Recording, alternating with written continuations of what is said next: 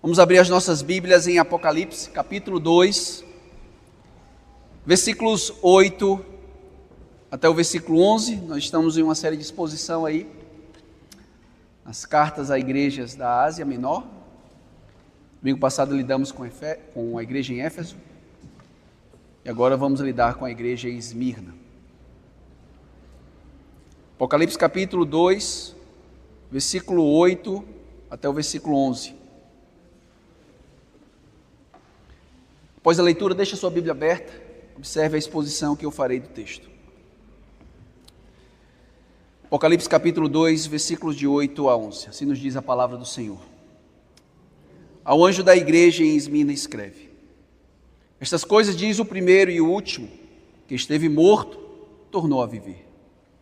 Conheço a tua tribulação, a tua pobreza, mas tu és rico, e a blasfêmia dos que a si mesmos se declaram judeus e não são, sendo antes sinagoga de Satanás. Não temas as coisas que tendes de sofrer. Eis que o diabo está para lançar em prisão alguém dentre vós, para ser disposto à prova. Tereis tribulação de 10 dias. Sê fiel até a morte, dar-te-ei a coroa da vida. Quem tem ouvidos, ouça o que o Espírito diz às igrejas. O vencedor de nenhum modo sofrerá o dano da segunda morte. Amém. Até aqui a palavra do Senhor. Vamos orar. Santo Deus, eterno Pai, nós queremos te agradecer pela tua palavra que é viva e eficaz. Obrigado pela autoridade que ela tem na vida da tua igreja. E nós te pedimos mais uma vez que o teu Espírito Santo possa trabalhar em nosso coração, abrir o nosso entendimento, para que possamos, ó Pai, ser fiel até a nossa morte ao Senhor, mesmo diante de provações, sofrimentos que podemos passar nesse mundo caído. Certamente o Senhor há de nos sustentar até a nossa morte ou até a volta do teu Filho bendito. Por isso nós te pedimos que o teu Espírito possa abrir o nosso entendimento para compreendermos as maravilhas da tua lei. Essa é a nossa oração em nome de Jesus. Amém. Policarpo de Esmirna. Você já ouviu falar no martírio dele? Policarpo nasceu em 69 depois de Cristo, pouco antes da destruição do templo no ano 70, o templo de Jerusalém. Ele teve o privilégio de ser discípulo de quem? Do apóstolo João, o autor desse livro. Policarpo viveu 86 anos, serviu durante décadas nessa igreja, a igreja em Esmirna. E por volta do ano 155 depois de Cristo, explodiu mais uma vez uma onda de perseguição a essa igreja local. Infelizmente ou felizmente, Policarpo foi preso e, ao ser conduzido ao estádio lotado diante da multidão em fúria, os cristãos ali presentes disseram que ouviam uma voz dizendo: "Ser forte e corajoso, Policarpo." O procônsul romano, compadecido da idade de um senhor com cabelos brancos, tentou convencê-lo a retrair, a se voltar, a deixar, a negar a sua fé. Então ele exortou: "Jure pelo gênio de César e diga, fora os ateus." Essa expressão estava sendo uma afronta aos cristãos que naquela época eles eram considerados ateus. O juiz disse mais uma vez: "Eu lhe darei mais uma chance. Você pode rejeitar esse cristianismo que você professa e retratar-se e escapar da execução." O governador, irritado, insistiu: "Amaldiçoe Cristo e eu vou te libertar." E aí tem as palavras célebres, as palavras únicas, conhecidas na história da igreja, do martírio de Policarpo, que é o seguinte: "Por 86 anos eu servi ao Senhor e Ele nunca me fez mal algum. Como posso agora blasfemar contra o meu rei que me salvou?" Mais uma vez, Os homens maus tentaram jogá-los na fera ou queimá-lo vivo, e mais uma vez Policarpo respondeu: o fogo humano queima apenas um momento, mas o fogo do juízo vindouro sobre os ímpios dura para sempre. Quando trouxeram um prego para mais uma vez prendê-lo na estaca, ele pediu: deixe-me como eu estou. Aquele que me dá força para suportar o fogo também me dará força para permanecer na fogueira sem se mover. Policarpo morre orando a Deus, agradecendo pelos 86 anos que Deus o ajudou a ser fiel até a morte. Cerca de 65 anos antes do martírio de Policarpo, o próprio Cristo escreve essa carta para essa igreja, falando de tribulação, falando de pobreza, de extremo sofrimento. Essa igreja era uma igreja pobre aos olhos do mundo, mas como o texto diz, rica aos olhos de Deus.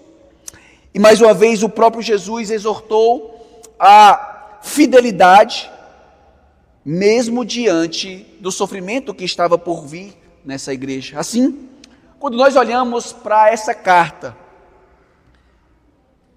o texto nos ensina, irmãos, que uma igreja vencedora, ela permanece fiel até o fim. Simples assim.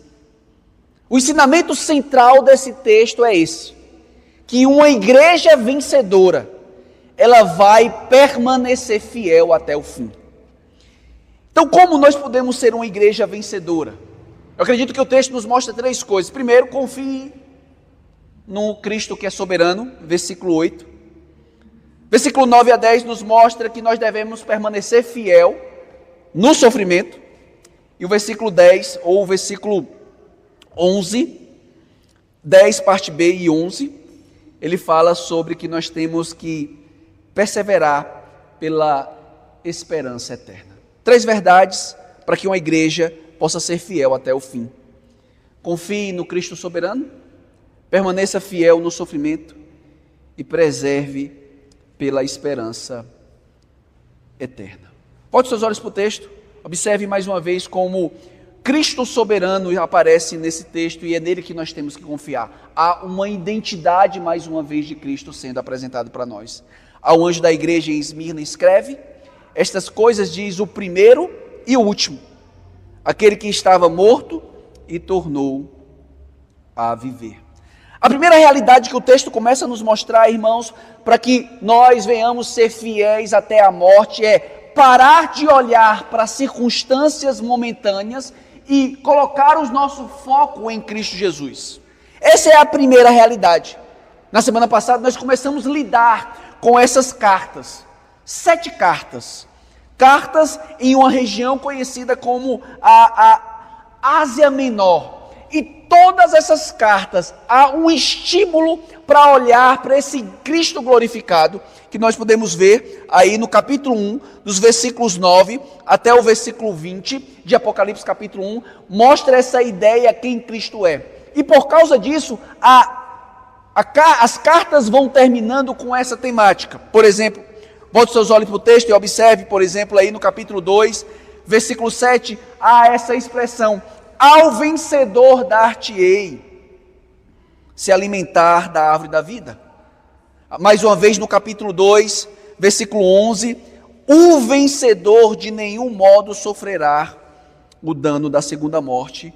E mais uma vez o versículo 17, aparece essa expressão, o vencedor. A ideia é que a igreja vencedora, ou a igreja que permanece vencida, não é aquela igreja que recebe as bênçãos de Deus, as curas que muita gente procura. A igreja que vai ser vencedora nesse mundo é a igreja que é submissa à vontade do Senhor.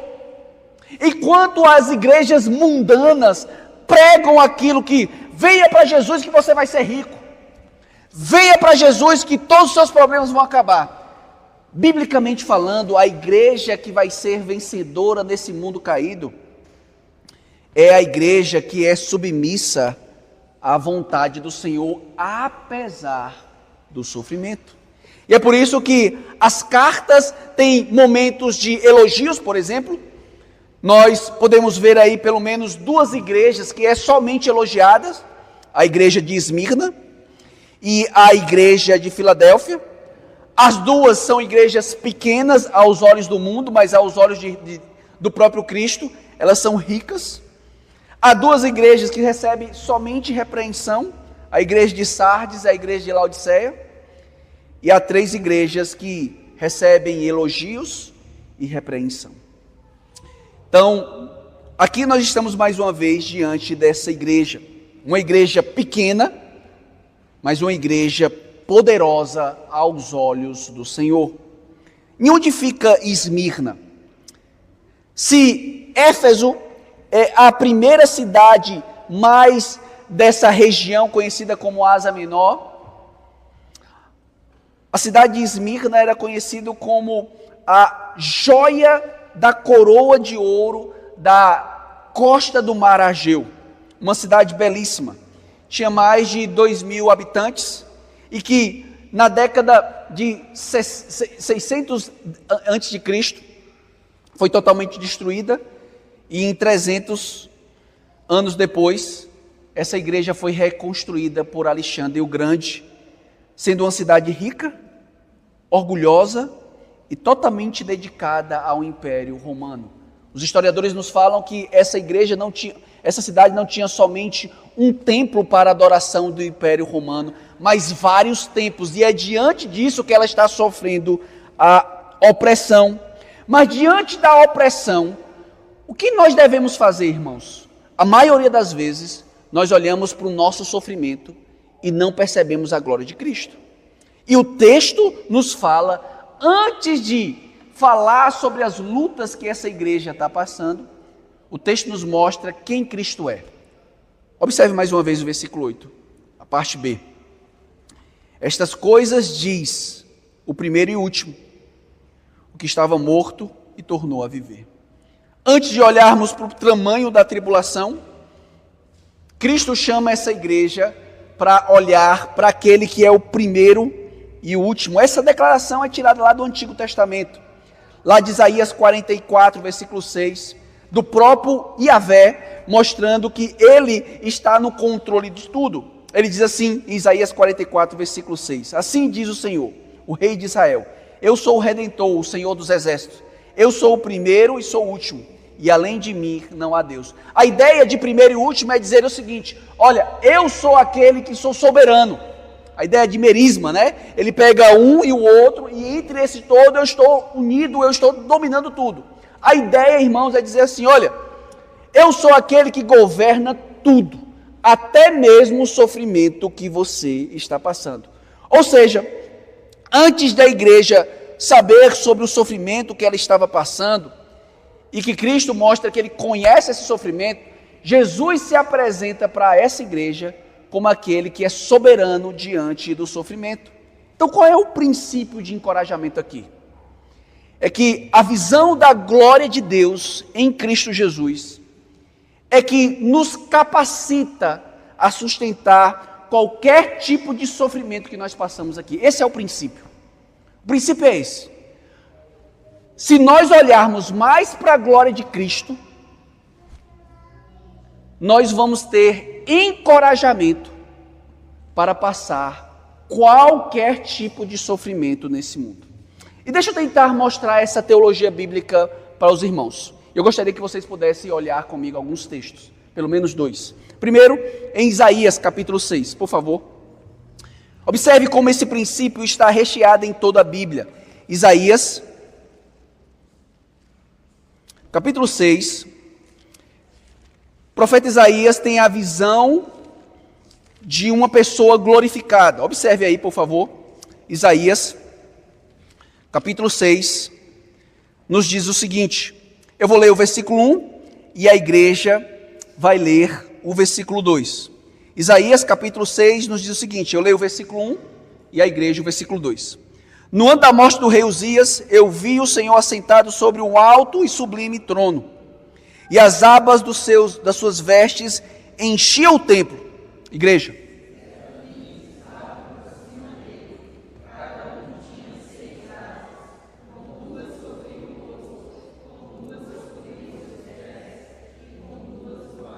Versículo 3: E clamavam uns para os outros, dizendo: Santo, Santo, Santo é o Senhor, Deus dos exércitos, e toda a terra está cheia da sua glória. Amém?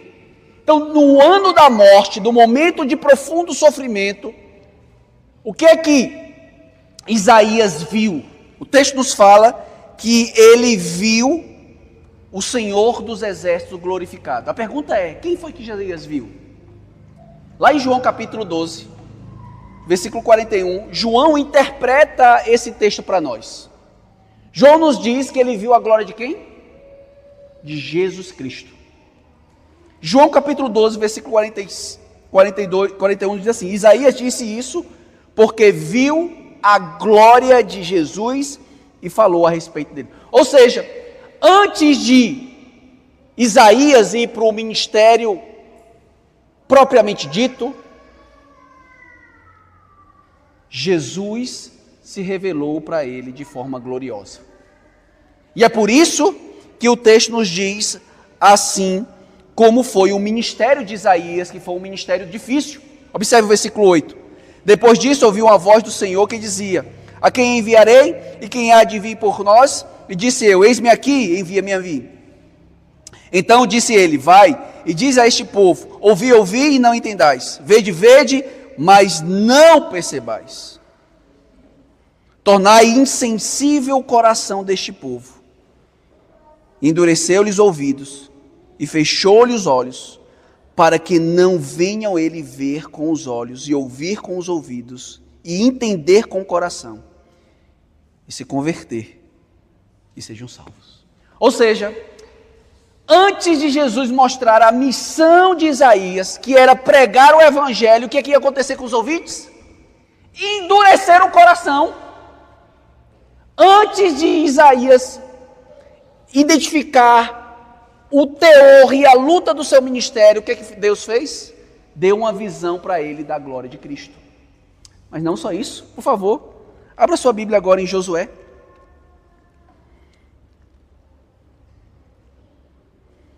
Josué, capítulo 5.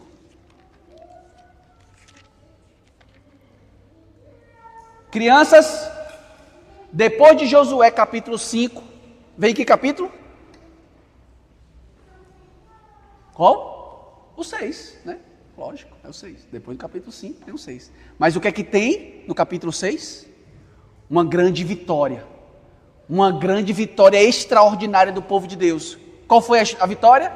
As muralhas de Jericó fizeram o quê? E o povo brigou para lutar, para ganhar essa batalha? Não. É uma vitória extraordinária. Eles rodam, gritam e as muralhas caem.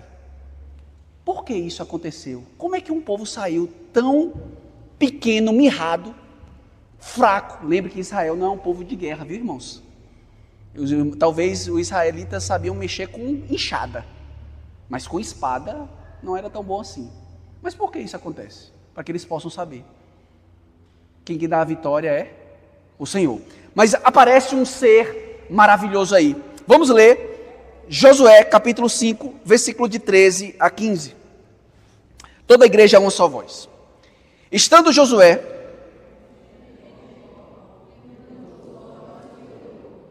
e eis que achava em pé diante dele um homem que trazia na mão uma espada nua. Chegou-se a Josué e ele disse-lhe: És tu dos nossos ou nossos adversários? Respondeu ele: Não sou o príncipe dos exércitos.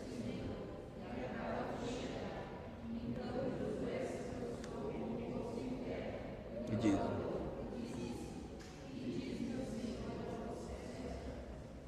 Respondeu o príncipe do exército do Senhor a Josué: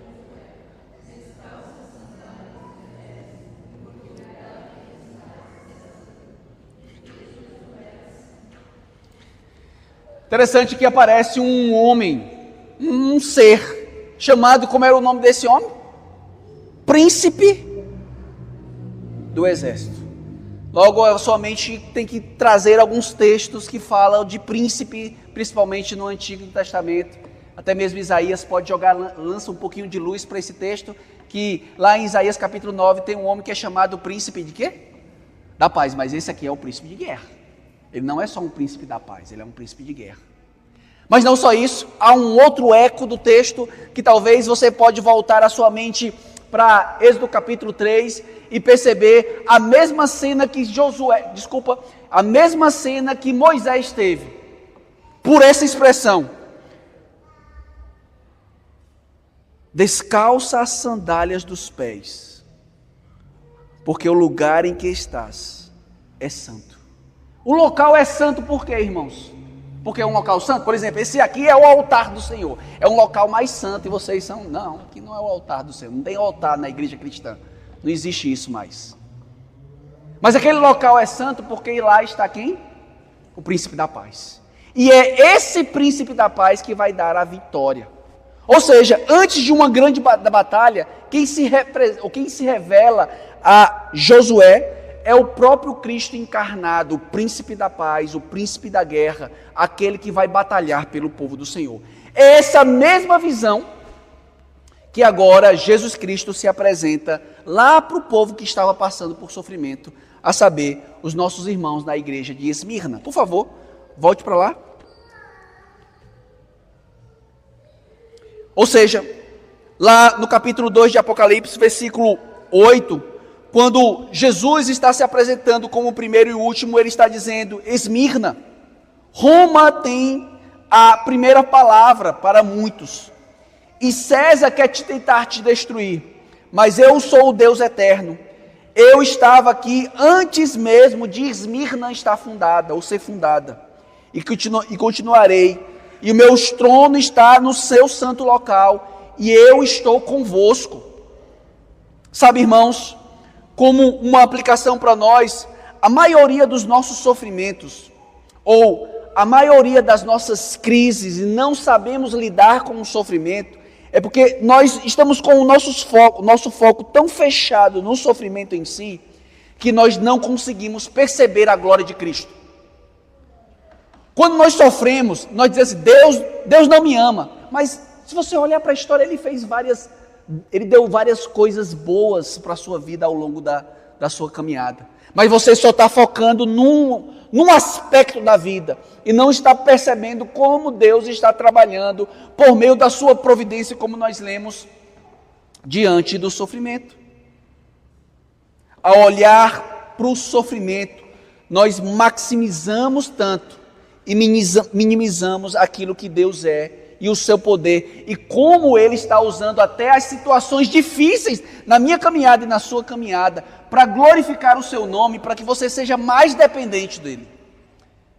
E é por isso que eu acredito que cada um de vocês deve ter um espinho na carne, assim como o apóstolo Paulo teve. Porque se você não tivesse, talvez você dissesse: eu não quero mais Deus, eu vou viver segundo a minha própria vontade.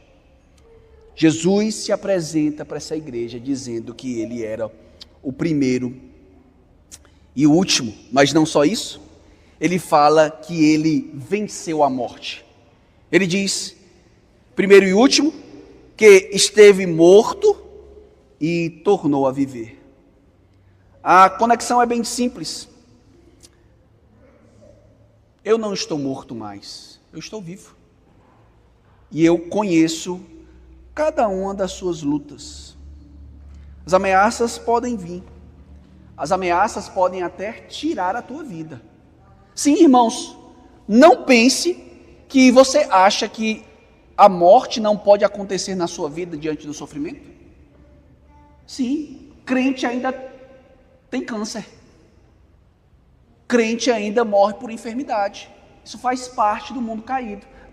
Isola, pastor? Isola não, faz parte.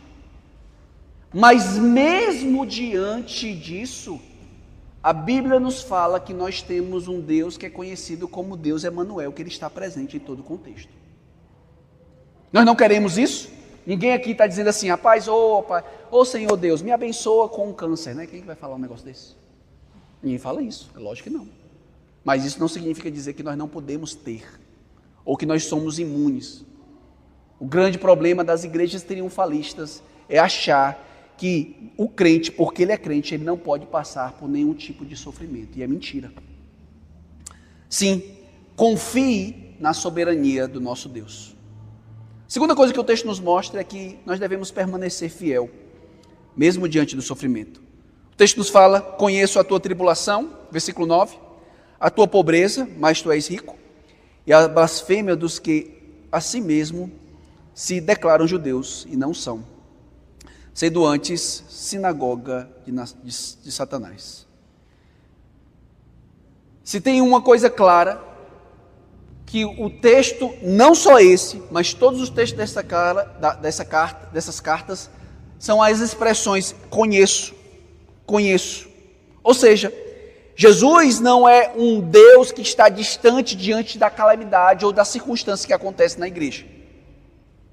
Nós temos um pensamento que acha que o sofrimento é só parte da nossa igreja hoje. Não, ao longo da história da igreja, vários irmãos passaram por sofrimento, ao ponto que um historiador ou um homem da história da igreja, conhecido como Tertuliano, ele diz que o sangue dos mártires é semente da igreja. Foi diante do sofrimento que a igreja começou a avançar. E parece que acontece isso. Em muitos países perseguidos, a igreja continua avançando. Mas Jesus conhece, primeiramente, a opressão financeira que você passa. Observe que o texto diz assim: conheço a tua tribulação. A palavra do apóstolo João aqui usada para a tribulação significa literalmente estar debaixo de uma pressão esmagadora e não ter para onde correr. E por que a igreja estava passando por isso? Principalmente, irmãos, por causa de crise financeira. Esmirna, como eu falei, era uma cidade que tinha vários templos, cultos pagãos.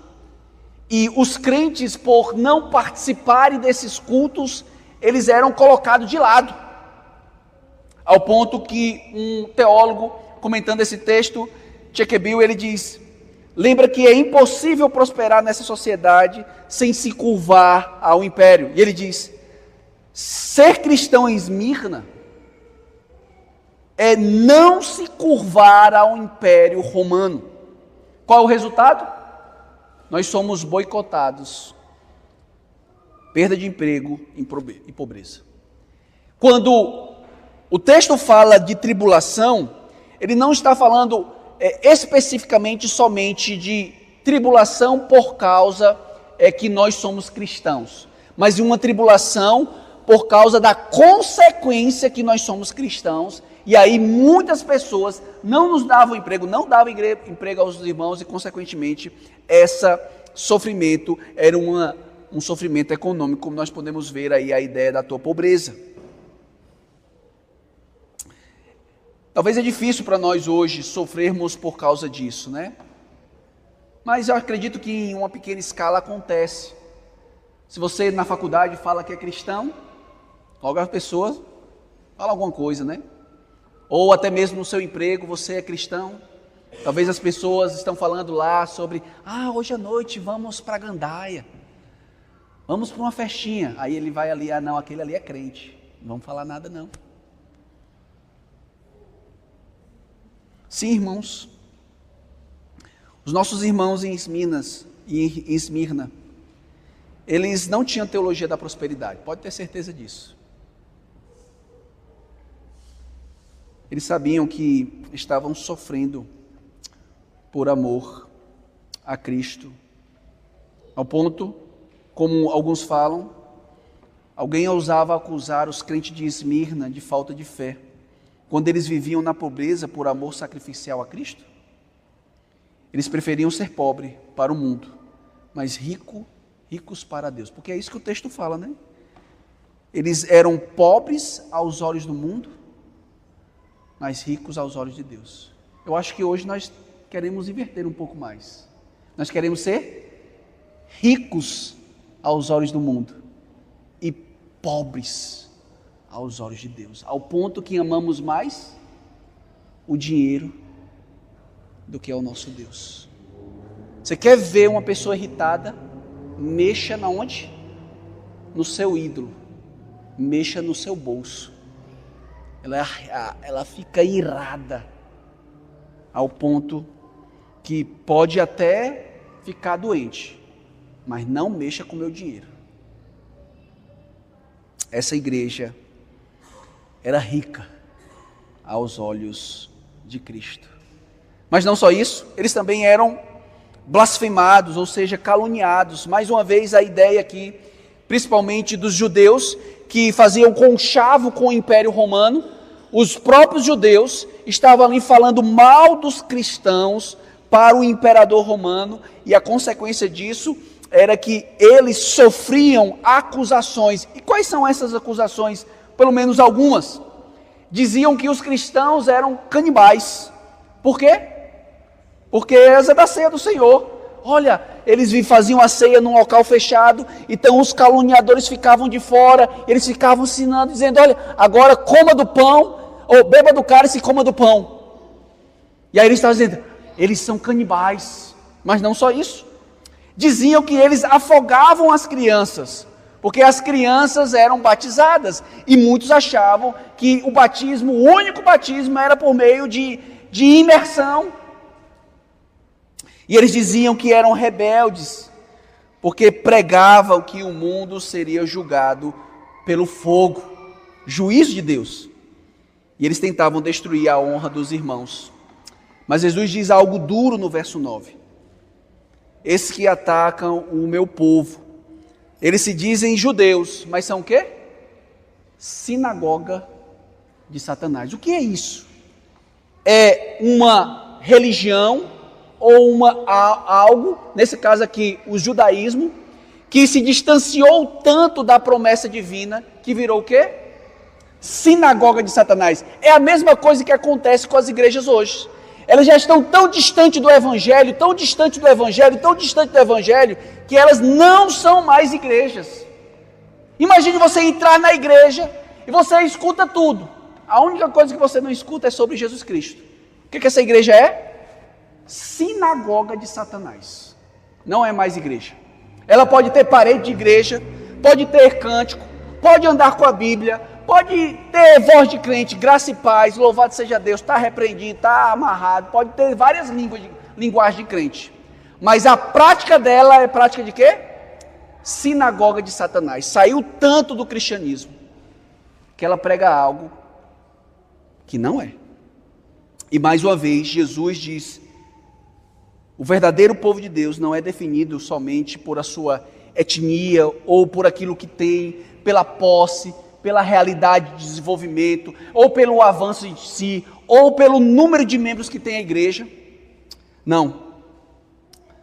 Nós somos definidos por aquilo que Cristo é e aquilo que Ele fez por nós e pelo fato de Ele estar unido conosco.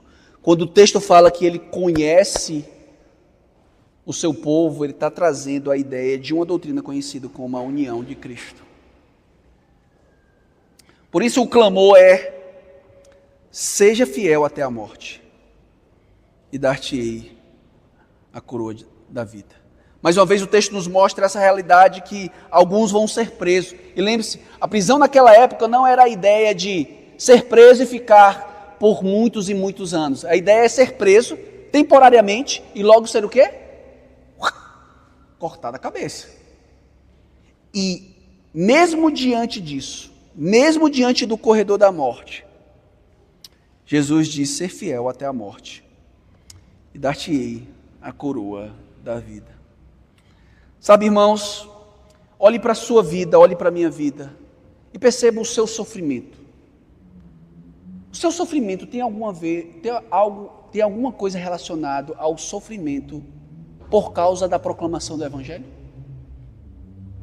Suas lutas dentro do casamento. Rapaz, eu estou lutando dentro do meu casamento porque eu estou querendo ser mais crente e a minha esposa não está deixando. Não é, irmãos. Ninguém está perseguindo ninguém aqui. Você é proibido de andar com a Bíblia? Não. Algum dos irmãos aí é perseguido porque você usou uma camisa de cristão? Não. A maioria dos nossos sofrimentos, irmãos, estão focados nessas coisas aqui, desse mundo.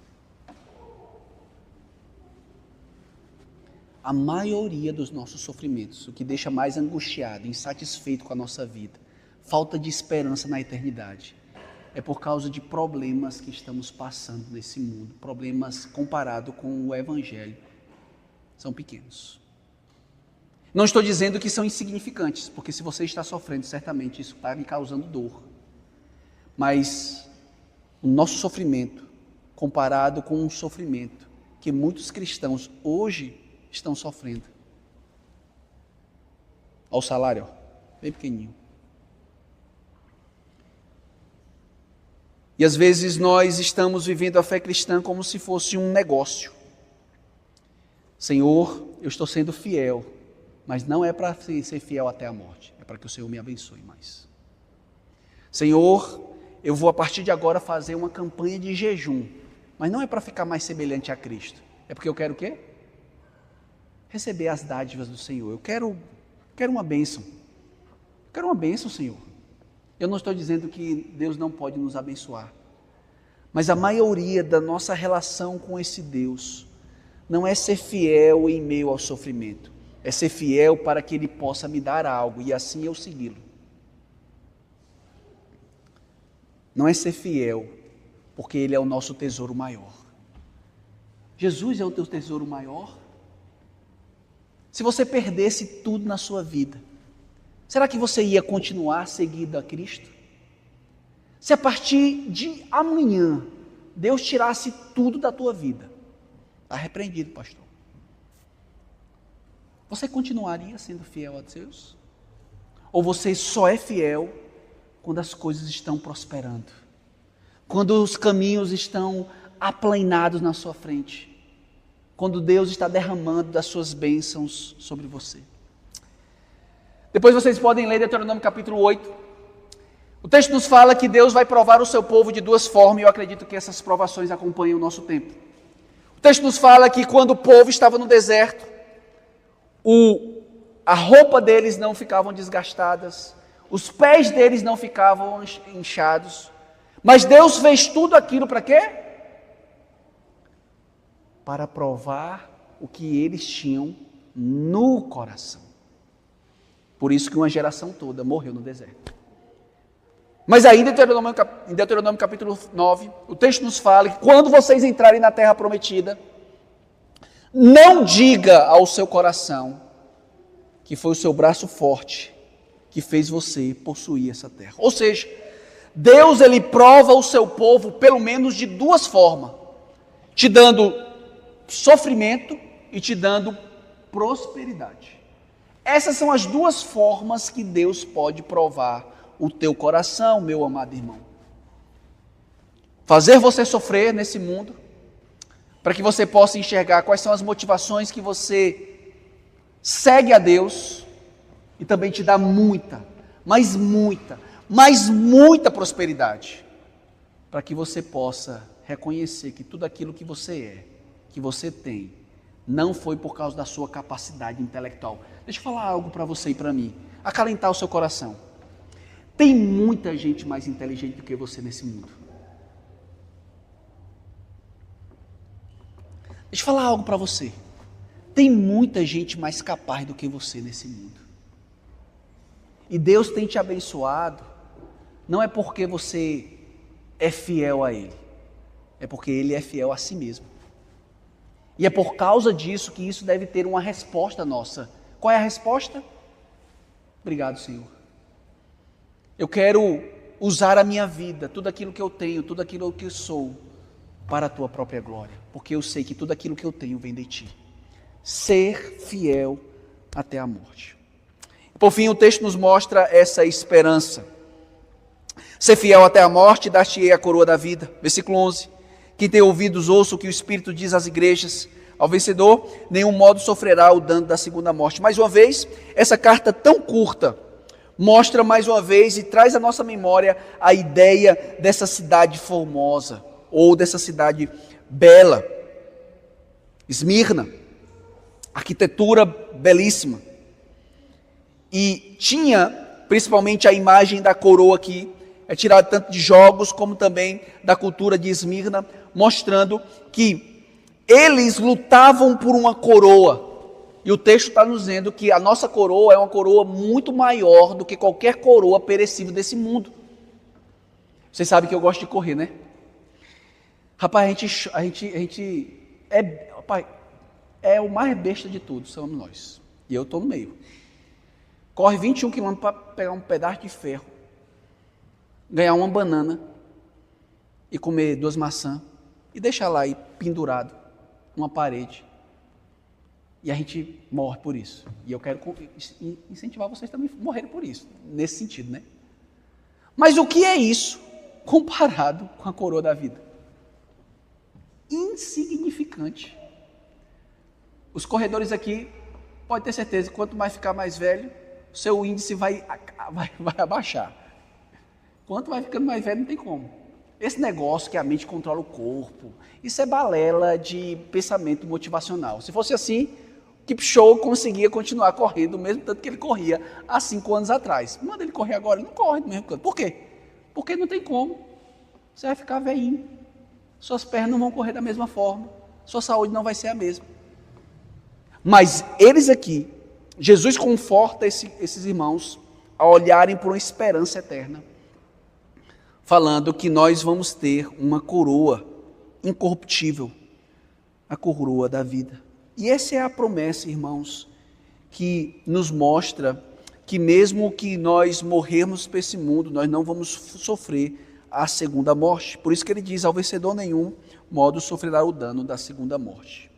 Se nós estamos em Cristo, certamente vamos morrer fisicamente, não tem como. Pode cuidar da saúde, deve cuidar. Pode comer comida sem glúten, deve comer. Mas não tem como. Chegou aos 40, 50, 60, 80, não sei que idade. Seus olhos vai fechar por esse mundo. Pode ter certeza absoluta. Mas a nossa alegria é saber que a segunda morte nós não vamos sofrer. Pelo contrário, nós vamos ressurgir dos mortos e reinar por completo com Cristo Jesus. Por isso, meus irmãos, não temas aquilo que pode acontecer com o seu corpo. O mundo pode tirar a nossa vida. As circunstâncias difíceis podem bater na nossa porta. Mas certamente nós vamos ser livrados do inferno. E isso que deve ser a nossa alegria. Quando nós lembramos de Policarpo de Esmirna, prestes a ser queimado em vida, ele disse: eu tenho um rei que governa a minha vida. Vocês podem tirar a minha vida, mas não pode tirar aquilo que eu tenho mais precioso. O que era aquilo que Policarpo tinha mais precioso? O próprio Cristo. Por quê? Porque ele é o primeiro e o último. Policarpo sabia que, embora estivesse prestes a passar pela primeira morte, o seu Salvador havia vencido a morte e garantiu a ele uma coroa de vida, não só a Policarpo, mas a todos aqueles que nessa noite estão em Cristo Jesus. Se você está em Cristo Jesus, meu amado irmão, não temas. Confie nesse Cristo que é soberano. Permaneça fiel ao Senhor. Você vai passar por várias crises nesse mundo, mas permaneça fiel. Pare de olhar para o seu sofrimento presente e tente olhar para a glória do seu Mestre, aquilo que Ele é, aquilo que Ele fez e aquilo que Ele fará. Mas também fixe os seus olhos na eternidade.